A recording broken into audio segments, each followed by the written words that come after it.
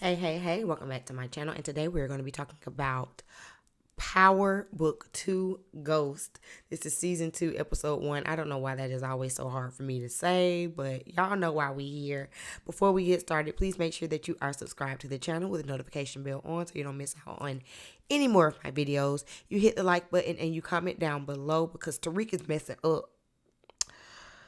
Tariq is messing up early in the season, okay? But we gonna get into it. All right, let's jump into this video.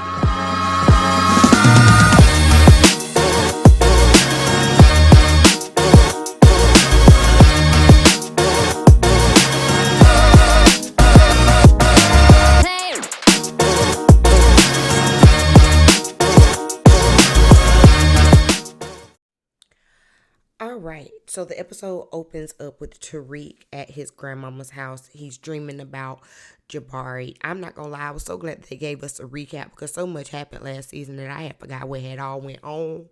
But y'all know he had killed Jumanji. And now it's the next morning, okay, and him and Kanan got a whole plan to try to get off of it. So he's sleeping, he's awakened by Jazz, his little sister, in the kitchen. She was trying to make breakfast. She done caused a grease fire. He put it out. Grandma comes in there. She's drunk or something, and clearly she's not taking good care of Jazz. She's been drinking more. So now Tariq has this thought on his mind as well. But she's like, well, Tariq, what are you doing here? When did you get here? And he puts in, I've been here since 8 o'clock last night, Grandma. Don't you remember? Yeah, you've been here since 8 o'clock. So, he's setting up his alibi for what he had going on the night before. Again, he still ain't heard from Tasha, so he got a lot going on his mind. Across town, Kane is meeting with the guy from the little, GTG gang and some other dude. I don't know who this dude is, and they never gave him a name. I was waiting on them to name him. So in my notes, I just have him as old boy because I don't know who he is. If you know who he is, let me know, okay? Because I was confused. I don't know where this random guy came from. Kane doesn't really trust him. He's kind of questioning him. He says he seems like a narc. Then all of a sudden, some members from the GTG roll up and they finna take Kane and old boy out because, they traders and stuff. And the old boy, that's just new guy, old boy, he ends up shooting the guys. The getaway driver gets away. But the other two guys end up dying. And it's like, well, I guess he is not a narc. And so now we see he's going to be a big, bad motherfucker to deal with, okay? Method Man is getting ready for, it seems like, an interview of some sort. He's meeting with his stylist. Jewel tones look good on him. Pinstripes look good on him. Suits look good on him. Go ahead, Method Man. I got his note in here as Method Man. What's his name? I don't know. I just see Method. Anyway, Sax comes in. They supposed to be partners. Method Man says, well, it's me and associates. You're the associates. And Sax is finna get a whole makeover. He don't even know it. While they're sitting there talking, Tariq calls because he wants to get in contact with Tasha. And Method Man says that she's in WITSEC. How am I supposed to do that? That's not how any of this works.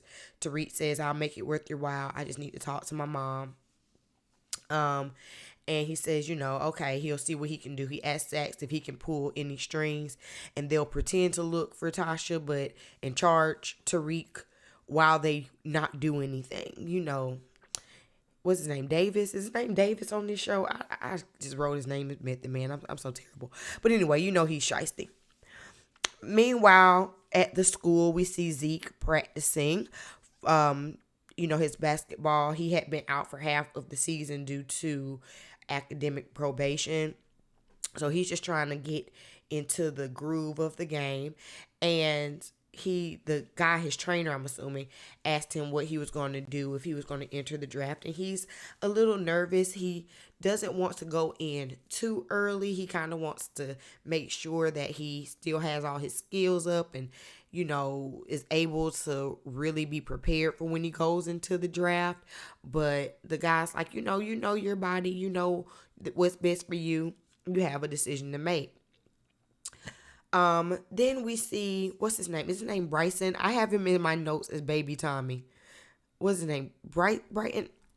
I'm just gonna read it to y'all how I got it in my notes. Baby Tommy ends up inviting Tariq for the weekend with his family. So apparently the Westons, his family, have a weekend where they go deer hunting, and it's this big thing. The family is a part of all these fraternities and secret societies, and it's your like coming of age. And Baby Tommy don't want to go there by himself. He thinks that Tariq will kind of help to get some of the pressure off of him, because it can be stressful, and he doesn't necessarily want to follow in the Western footsteps like everybody else. Then they go to the classroom, and we see that Jumanji did not show up for ethics class. So teacher Carrie is going to have to fill in for him. And she calls him. It's like, this is important. Why aren't you here? All of that kind of stuff. So she begins to teach the ethics class. And that every time they show like one of the classes are basically like the theme for the episode. So the question that was posed at the beginning of this class is free will an illusion? So you have everybody in there debating on whether free will is, an illusion, or if things are predetermined, or if you make choices. You got light skinned Keisha saying that she made the choice to not get pregnant and live on welfare. Then you have some snobby little guy talking about everything is predestined and you don't have a choice. So of course they have to ask Tariq what he thinks. He says it's a little bit of both, because you make the choice before you walk into the street to look left and right. So how do you know what is predestined and what is not? All you can do is deal the hand that you're dealt, which is kind of, again, an allusion to the life that he has. Is he predestined to become his father? Or can he make his own choices and become a legitimate student and out here living life regularly? As of right now, it looks like the choices have been made for him, but we'll get into that later. So while they're having this discussion on what do you choose and all of this stuff, we see Mary and we see Monet and Dee shopping, and then they take the shopping bags and load them with bricks, and now they're transporting their weight. And we see Sax over here getting a makeover because he's finna get into private practice, honey. So you have to look the part. Then we also get to see Tate. I love to see Tate.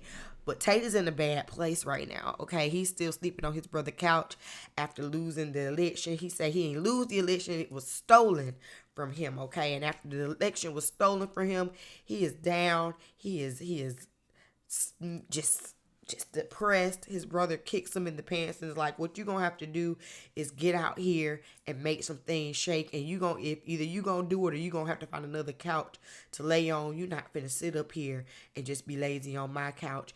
What you want is the power. There's more power to be had out there other than just the governor's seat. Go get it. You know how we were raised. You're not raised to give up. I said, come on, give him a pep talk. While Monet and Dee were out, like I said, they just got their bricks, and so they done put them in the car, and they finna transport them to the house. Well, Monet wants to stop and make a quick little detour to pick up something for Drew, because y'all know Drew had got shot last season, so he's feeling down. Monet's feeling guilty that she had something to do with it, or she might have caused it because she wasn't necessarily trusting Kane and all of that stuff. So she stops to get him some art supplies, and so when she comes out, she sees that the police were up behind Dee in the car. So she's sitting up here holding on to her gun. Monet is losing it, okay? Just in case you don't know, she's starting to lose it. She's starting to move a little bit more reckless. She's on edge, and we're seeing that throughout this entire episode. Every time there is a noise, honey, she is grabbing at her gun like, ma'am, hold on, calm down, take a minute, take a beat, think about what's going on. So the police end up leaving, and Dee was just like, oh, it was nothing. They just wanted me to move the car, but I did what you told me to do, flirt, make them think that they can get it. She got the car, moved on. These are women in New York. There's no reason for her to have for the car to get searched. You got to learn how to lean into your feminine wiles, okay? Lean into them feminine wiles. But like I said, Mary is on edge. So everything that's going on, everything that happens, she's just like on high alert because I remember she killed the distro last season. So she knows that payback is upon her soon. Okay? It's upon her soon. Then we get a clip of the Weston weekend event. You have all of these Weston men and women at I guess their mansion, and they're toasting to the event. We have a Congressman Sweeney, who is there. They're reminiscing about old times with the secret society and their fraternity, and it just seemed like MAGA country in that room. Okay, even though the congressman is a Democrat, let him tell it. I don't know. Just the whole vibe in the room seemed like, Tariq, I don't think you need to be going on this weekend with these people and these guns. Okay? You might end up being the deer. This might very well be a get out type of situation. I don't know if you should be in this room. That's how I felt while we were watching this scene. That's how I felt. And they, like I said, they start showing the little photo book, and something's in that photo book. Y'all mark my words, okay? Mark my words. There's something in that photo album that is going to be the dirt that is needed on Congressman Sweeney. Put a pin in that, because when Tariq went to go looking through it,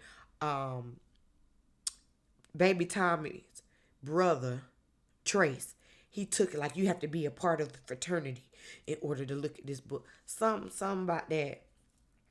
Y'all mark my words. So then they get it. The congressman is introduced to Tariq because they talk about summertime and summer internships, and they're inviting Tariq to participate in their hedge fund. And of course, Tariq, because he's a black guy here, of course he has to be there because of affirmative action and because the school needs some diversity. And you know how they do. The coded language that is said in order to diminish him being at the school at all, even though he's in the canonical program, and he lets them know that he's there on the trust because of his father. Oh, well, who's your father? Well, he's no longer with us, but James St. Patrick is my father. Oh, I've met him before. Brilliant man. Yes, thank you. It's just a shame about all of the rumors and things that have come out afterward. It's just so terrible. So then Tariq ends up getting congressmen together when they start having a conversation about legal drugs versus illegal drugs, and how big pharma is able to ravish the country with the opioid epidemic. All of this is an epidemic. Meanwhile, the illegal drugs are killing less people than the legal drugs. But the only reason why the legal drugs are able to continue to be pushed is because they're putting money in the pockets of politicians. How much money have you gotten from big pharma, Congressman Sweeney? Shut them right on up. I say, come on, Tariq. See, one thing about it, Tariq get on my nerves, but Tariq is a smart young man, and he know how to get somebody together educationally. I like it. Finally, we find Jungle Jim's body, and near his body, you also find Ramirez's gun. Y'all remember Ramirez is the cop that Kane ended up, that was working with the Tejadas that Kane ended up killing. So this is their whole big plan, to make it seem like Ramirez shot Jabari and then left town. So they go. So that's the first little theory, but they don't release that to the press. They want to keep that under wraps.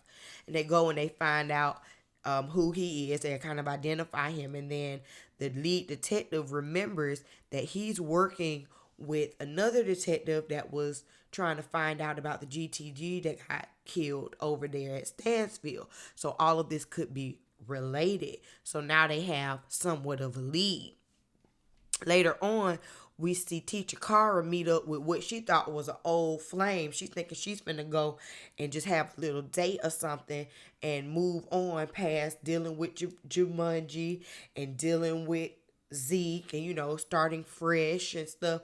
Come to find out, he invited her to identify the body.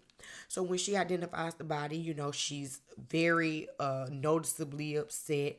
She apologizes and she's like, I'm so sorry. And he's like, well, what are you sorry for? As if she had something to do with it. And she's offended. She's like, we had a relationship, but I didn't have anything to do with this. And the old flame goes, well, I remember how you would blur the lines between personal and professional. Well, apparently that is her MO, honey. Every time we turn around, she is blurring lines, okay? With students, colleagues, co-workers, she always blurring the lines. But she's like, I didn't have anything to do with this. If you want to question me, you can call my lawyer. He says, well, we're just trying to get to the bottom of it.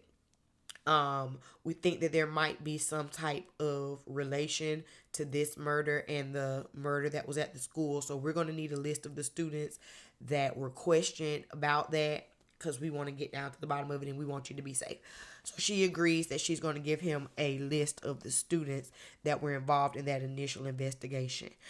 Meanwhile, across town, we see Tate pulling up to like the DNC guy. I don't remember his name, whatever. He pulls up to the house and Tate is trying to get Congressman Sweeney's seat. Remember, Sweeney is the guy from over here at the Western weekend.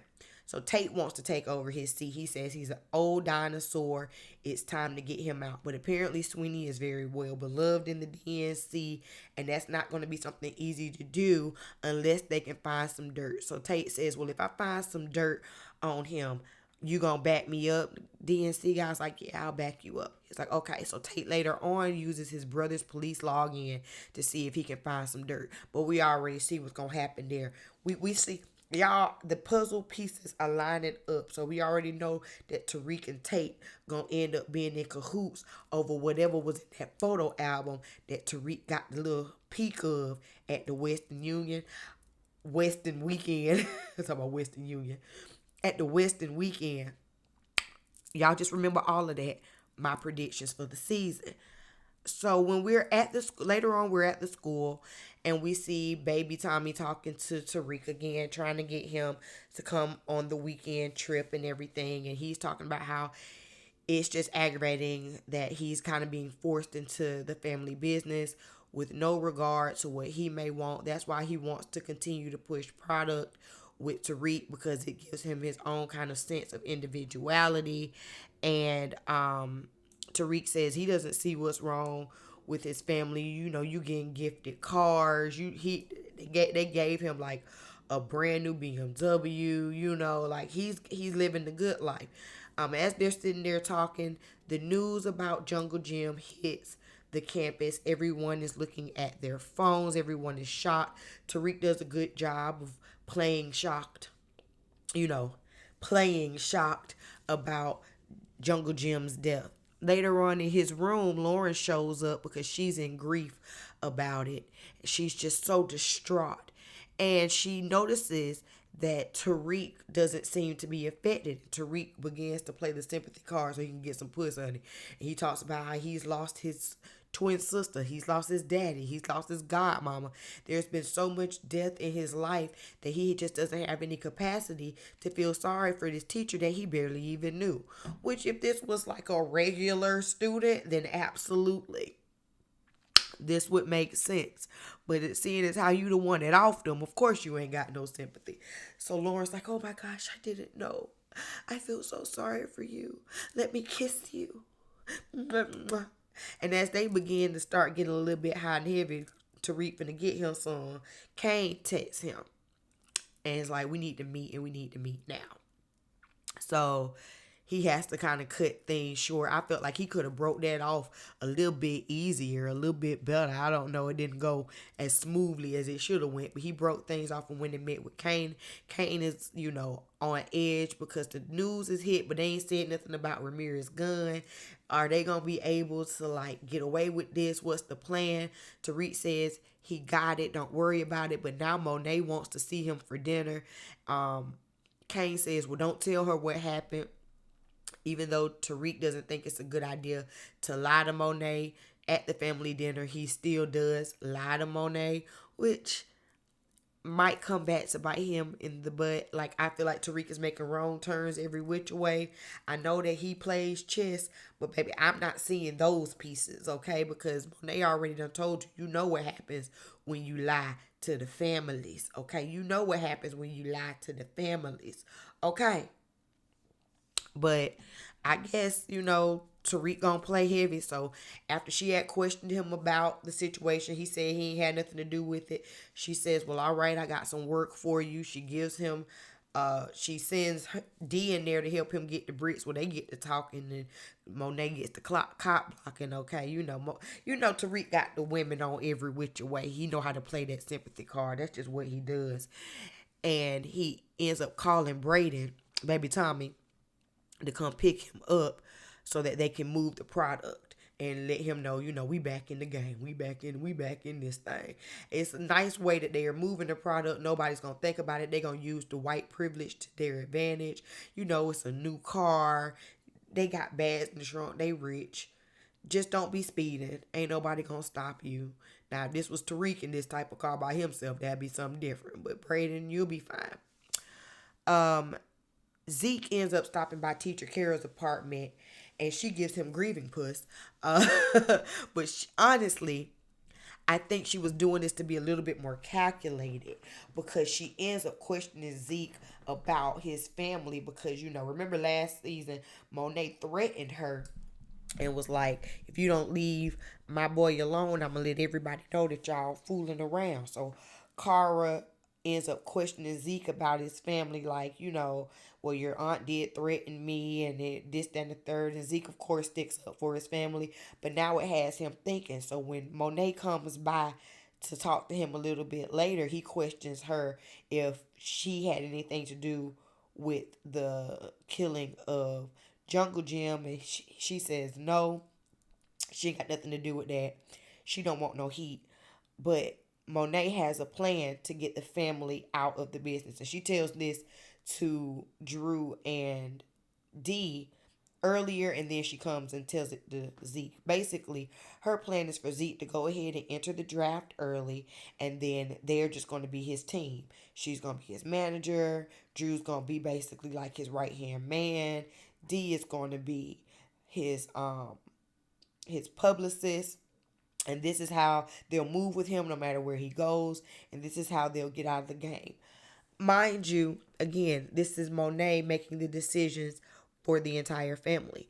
Going back to that question, is there really free will? Because she's not giving Drew and Dee any options on what they can do. She's telling them how they're going to live the rest of their life, and they end up talking about it, and they're not on board. They want to do their own thing. They want to make their own exit plan, but they are not given the choice. They are not given the what? Free will. Zeke doesn't necessarily want to go into the draft early. Drew don't want to be the do boy. Dee want to be out here hunting with Tariq, but Monet is the one that makes all the decisions. Let's talk about Kane. So Kane meets up with old boy again. Don't know old boy's name. Don't know. But he meets up with old boy, and old boy done found the getaway driver that was with the GTG, and he gives Kane the option to do with him what he please. He say, whatever you do with him, gonna tell me a lot about you. Kane's like, I don't need you to test me. He lets the guy go. They end up fighting. One-on-one. Kane snaps old boy's neck like it wasn't nothing. I was like, dang, Kane is ruthless. I love it though. I'm not gonna lie. He's hot-headed, but he's I love it. So I guess that kind of earns the old boy's trust a little bit, or respect or something a little bit. So while Kane's in this like hangar, he sees all this weight that the dude got. And so, he noticed it. He picked it up. The dude sees him and is like, why shouldn't I kill you right now? He's like, well, I see you got all of this product, but you won't have no soldiers. I can make that happen for you. So now Kane and him decide that they gonna team up so they can move this weight. So Kane tries to go to Monet to let her know that he got a new plan. He got a new provider of drugs, but Monet she still ain't hearing it. She done changed a lot, so she won't even open the door. Meanwhile, when Kane went over there, old boy had followed him in the car. Who is old boy? Who is old boy, y'all? Tell me down below in the comments, because I don't know. What else happened? Okay, so they go on the hunting trip. And they're hunting the deer. And again, Tariq, it ain't safe for you, kid. It ain't safe for you. Because they go and they're hunting the deer. And then the people, one of the guys, shoot the deer and he's hit. So Braden and Tariq go to try to chase after the deer. And they shoot again and dang near hit Tariq.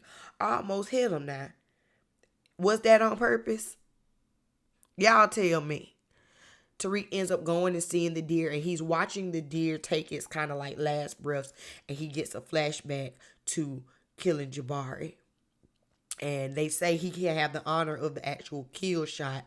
He can't take it. This ain't his first kill shot. He can't take it, and he's just like, this is bull, and he leaves.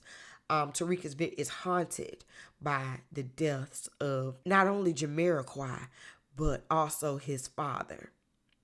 And he is turning into a killer, but you can tell he still has a little bit of a conscience because he's still hurt by it. It's not like when we used to see Ghost kill somebody, or when we saw Kanan kill somebody. It's not like we saw them still reminiscing over the past. But when it got to haunt you, you got to see the face of everybody that you kill, but maybe not, because we see Kane just snapping necks and it not affecting him.